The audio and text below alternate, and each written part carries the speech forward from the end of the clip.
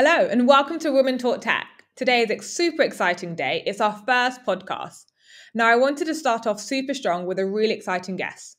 Without no further introduction, Charlene Hunter, MBE, has been a software developer for over 10 years. In 2017, she co-founded Coding Black Females, a non-profit organization providing opportunities to Black women looking to break into the tech space. It aims to address the underrepresentation of Black women in the tech world, as well as showcase their talents. With 5,000 members, they are the largest network of Black female developers in the UK. Now, I must admit, it's something I personally resonate with, so I was really excited to sit down and have this conversation with Charlene. Good to hang out with you today. So thanks for having me. I'm Charlene Hunter, the CEO and founder at Coding Black Females. Amazing. And tell everyone, so for people who don't know what Coding Black Females is, I hope everyone does. For people who don't know, could you please explain exactly what Coding Black Females is? Yeah, absolutely. So Coding Black Females is a non-profit organisation focused on enabling more Black women to enter and progress in the tech industry.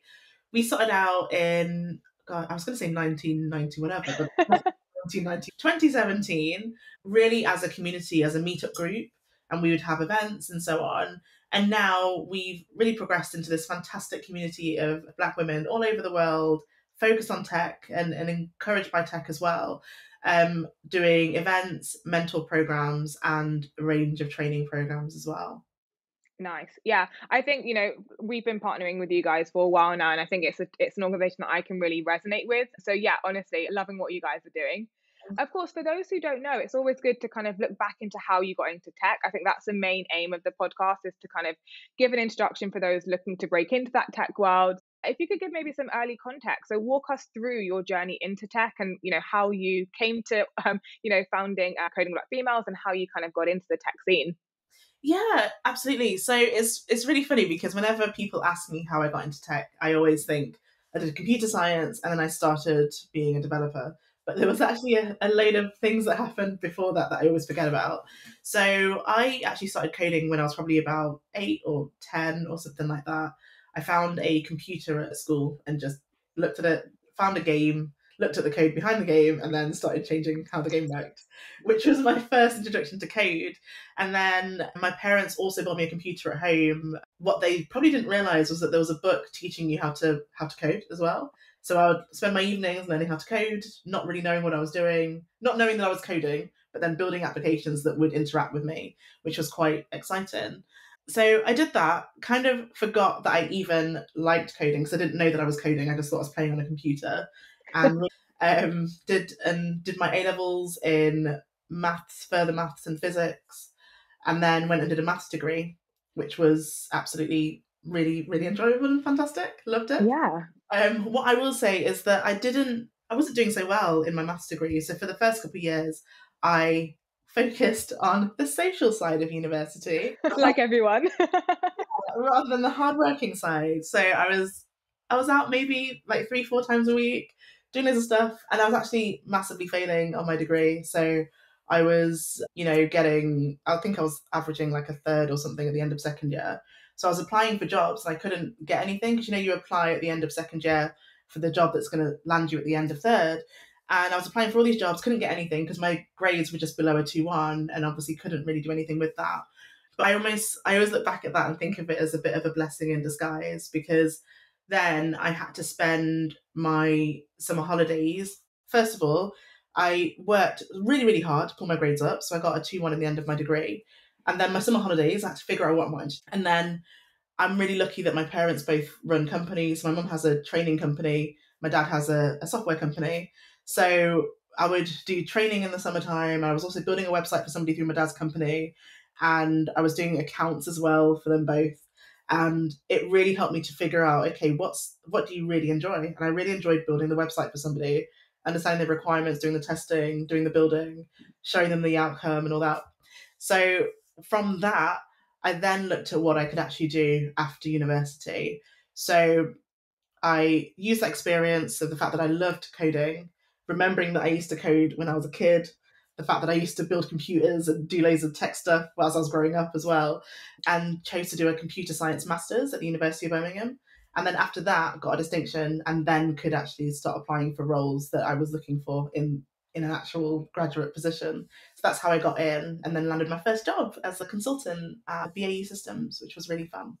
Nice, very interesting. And were there, in the kind of studies that you were doing, were there any particular challenges that you found as a woman getting into the tech scene or even in the degree? Were there any challenges through your journey? Of course, amazing where you are now, but what challenges did you have throughout that time? I would say that I don't recall having that many challenges. People always ask me that, and I went to a girls' school when I was growing up, and I don't know if this is a reason for it, but when I was at the girls' school, I never thought of myself as being a girl or a woman or anything. So I was just learning. So I was learning maths with some of the girls who liked maths. I was learning physics with other girls that liked physics. So I never thought, oh, I'm one of the only women because, yeah, there were small classes, but we were just in the small classes. So I didn't feel different. And then I got to university and I'd never been in that many classes with men before. So I was like, oh, there are men now. I didn't really think about it. So it wasn't a challenge. It was more just that was the environment that I was in. I obviously observed that the numbers were lower, but I didn't think about it. It wasn't a barrier. It wasn't a challenge or anything like that. Even doing my computer science masters, I don't even remember what the makeup was of the classes there. I would say maybe about 50-50, and that's probably because it was a conversion rather than an actual, full degree of men to women. But it could also have been 20% women. I really can't remember because it didn't have that much of a bearing. So in terms of challenges or barriers, I didn't really feel like I saw them. And again, even when I was growing up, because my dad works in software and my mum works in like confidence training, I was always there thinking that I belonged in the space anyway. Yeah, yeah, that's so interesting because I also went to an all-girls school, and you're so right. I did not feel like I stood out because there were so many of us. And then even when I went to sixth form, I still stayed in the same school, and I think there was like 3 boys in the whole year of like 100 girls. So again, it was very, very female dominated. And then I think when you step into the wider world, you realize, oh, actually, there's so much more men. Yeah, but it doesn't, it's not scary. I don't know, I didn't find it scary. It was just that there were more men. Yeah, no, I agree. Like I said, I never knew any different. So it didn't feel like a challenge to be in a class where you were, outnumbered or anything like that. So, and that's such a good point. Maybe that is why, you've done so well yourself because you've kind of just had that resilience innate because you've not known any different. Yeah, it's difficult because I don't think that you need to have, I don't think you need to have like single sex education for people to Yeah, no, we're not advocating for that, by the way, guys. it's a need. However, what we see with some of the boot camps that we run at Coding Black Females is people obviously feel more comfortable and more themselves when they're learning. So Yeah, there is a benefit of having other people around you that are like you when you're in an environment because you don't feel different. You're just in a space and you're all learning together. yeah. So I guess that's one of the differences. It's feeling that having that sense of comfort can be a difference. Yeah. Which yeah, it's just nice to have a bit of a mix, isn't it? Yeah, no, I'm actually really glad you brought that up because I've never once looked at that and looked at my past as well and said, hey, maybe that's why. But really interesting point there. Yeah, definitely. No. It's only when I look back and I'm like, oh, maybe all these things add together. Yeah, yeah. Oh, and in terms of your kind of career so far, I mean, what would you say? I mean, I think people like to look and see inspiration, right, and what they could really achieve. But what would you say has been your biggest career achievement in tech so far? Ah, that's a really difficult one because my career's been quite interesting in that, the first half of it was really around the software development side, being on a team, building products. And then this second half of it is about empowering other people to be in the industry. And both have had their own massive achievements, I would say. When I was doing the software engineering side of my career, or it's just one career, isn't it? One journey. But during that time, I think it was just being able to grasp different concepts. So, first 6 months that I was working, I felt like the most stupid person in the world ever because I didn't know anything. I thought I knew everything, started working, realized I knew nothing. And I think that was that was really scary. But then the end of that 6 months where I was like, hey, I can do things, that felt amazing to me. And then, just after that, then I was like the subject matter expert in a few different areas. That was also exciting as well because finally, I've gone from not knowing anything to feeling as though I know quite a lot. So I've always tried to celebrate as much as I can. So every achievement that I have, I try to celebrate it. I try to be proud of that because I don't know, it keeps you going. Keeps you Yeah. excited. So Yeah. the first time I became a team lead, the first time that I was a technical architect, the first time I moved around in a project, every single one of those has been a massive achievement when I was focusing on software engineering. And then moving into the work I do at Coding Black Females, over the last few years, I've won a range of awards. I've had those sorts of successes. But I would say the real successes have been, I mean, not that they're not real, they are very real. There's also the success of when a student that you've trained or somebody who's been part of the community calls and says, this good thing happened to me because of the work that's happening with Coding Black Females. And they're the real successes there, because you're like, okay, so yeah, I might have had no sleep for the last month or 5, but it's been a benefit because a person benefited from that. And they've been the real successes that we've had over the last few years. Yeah. No, really interesting there, because I think we all in life, right, we aim towards that big thing, but I think we tend to forget the small little wins that we've had along the journey that will help us get there. And ultimately then we miss the big thing when we get there, because we're like, okay, what's next? So Exactly. yeah, that's a really cool. And of course, I think for those listening, they will be looking to see, how can I get into the tech world? What do I need to be doing now? If you could look back to the start of your career or to the start of your journey into tech, what advice would you give to your younger self? Or even, maybe it's not yourself, it could be younger women looking to break into the tech world. What advice would you say they should follow, or they should kind of go by? It's difficult because if you look at my journey into tech, it's super traditional, right? So, the last degree in computer science, got my first job in tech. That's great. However, when I look at the bigger picture, I was learning how to code when I was quite young. So I was being quite curious. I was trying different things out. I was having a go, discovering that I enjoyed something and it made me feel excited. So that was a really key thing, because then when I started coding again, that's what made me excited. It was that feeling of, oh, I just figured something out. That's actually quite fun. Then there was also the fact that when I was growing up, I got the chance to work with my parents and do some coding, get into networking, build computers, all that sort of stuff.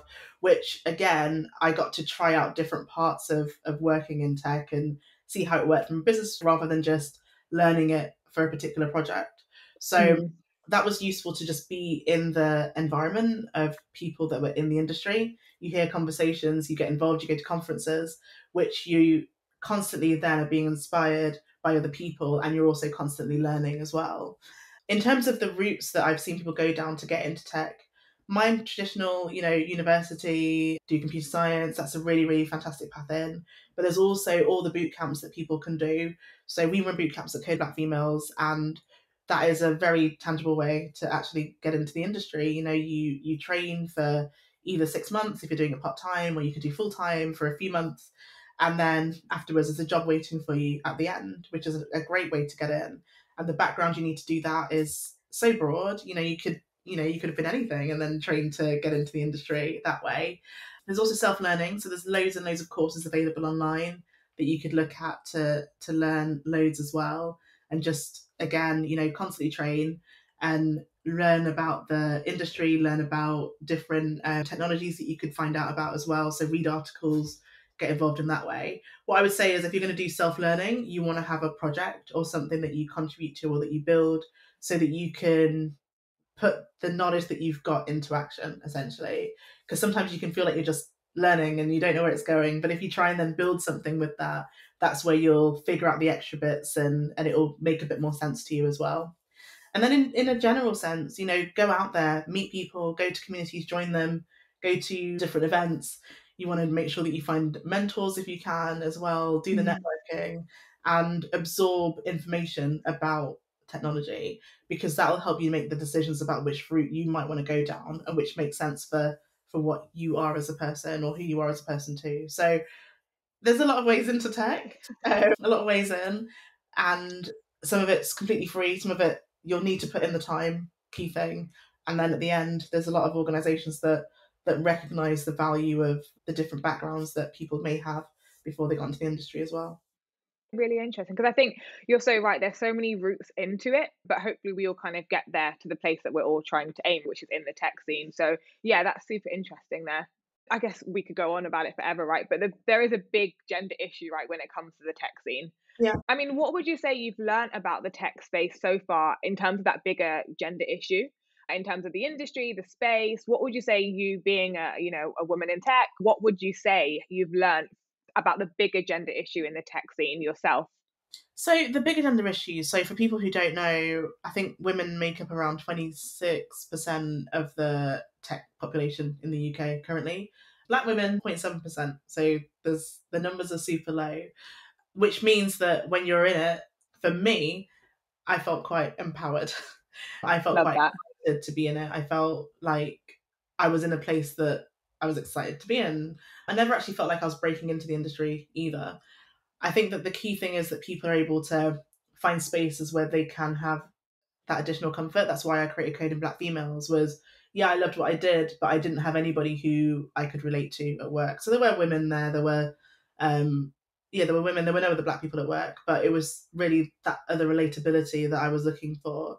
So I would say that with the gender issue or the gender imbalance that we've got now, a lot of companies are looking at it and saying, how can we make sure that people have their journeys into tech and they've got their access to the industry? How can we retain the women that are being Mm. who are in the industry now as well, where they're looking at what they can do around inclusion, not just diversity in their offices, to maintain and keep those women that are like amazing at work, I would say, as well. So join those communities, utilize it, and find out the opportunities that are out there, because there's so many opportunities there, I would say, at the moment, to really try to get in. And I don't feel like it's limited to just a woman issue or a woman. Yeah. I think it's something that everyone can get involved in. So even at Code Black Females, we see a lot of men come through who want to instruct, who want to teach, who want to be mentors, because they want to see that industry change.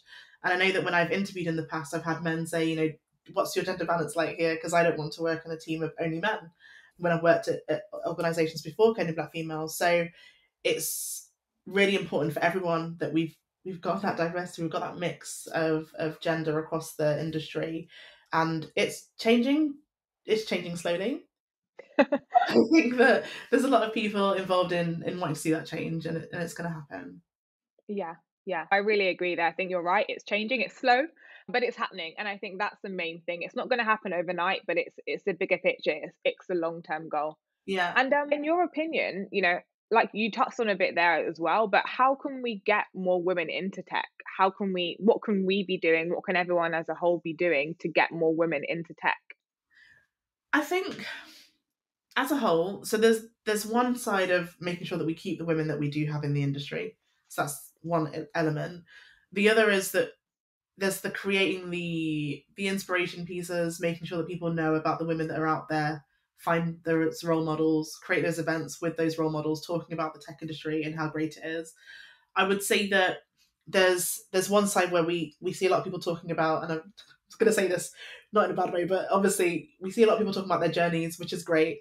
But let's also talk about technical topics so that we can see women talking about their technical knowledge and their technical background, because it's going to be pretty good. And I think that's going to be a side of inspiration that we miss a little bit too much, because we talk about the softer side. Let's talk about those technical skills as well that people have, because that's going to encourage even more people to say, this is something that I can do, because I've just seen an awesome woman talk about her like knowledge of AI or DevOps or whatever it is.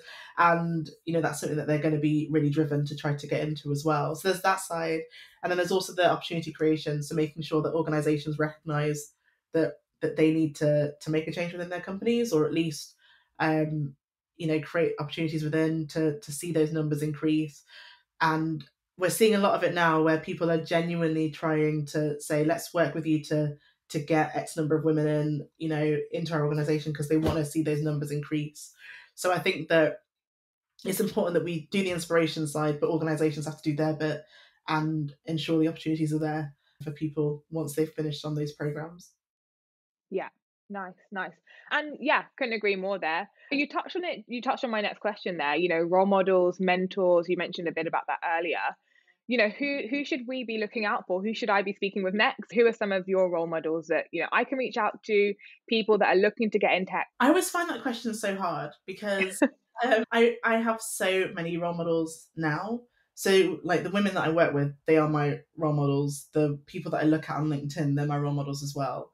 And, loads of women within Code Black Females are now my role models because, they've achieved so much, and I want to make sure that I can achieve as much as I can as well. So I'm probably not going to give any names because there are so many. I think it's about, I've mentioned going to those events, looking on LinkedIn, networking, those sorts of things, where you can find role models everywhere. So it doesn't have to be like one big person at the top over here. Let's recognize the fact that someone who's been in a software engineering role for the last 10 years is also a role model. They might not do talks all the time, but they might just be really clued up on their subject. And they can be someone who's a role model that you might find at a networking event rather than speaking at an event, if you know what I mean. So they're everywhere. You've got to go out and connect with people on LinkedIn too. Yeah, I love that. I love that. Well, no, Charlene, thank you so much for your time. Thank you guys so much for tuning in. But Charlene, more particularly, thank you so much for giving up your time this afternoon. We really appreciate it. Thank you. Thanks for having me.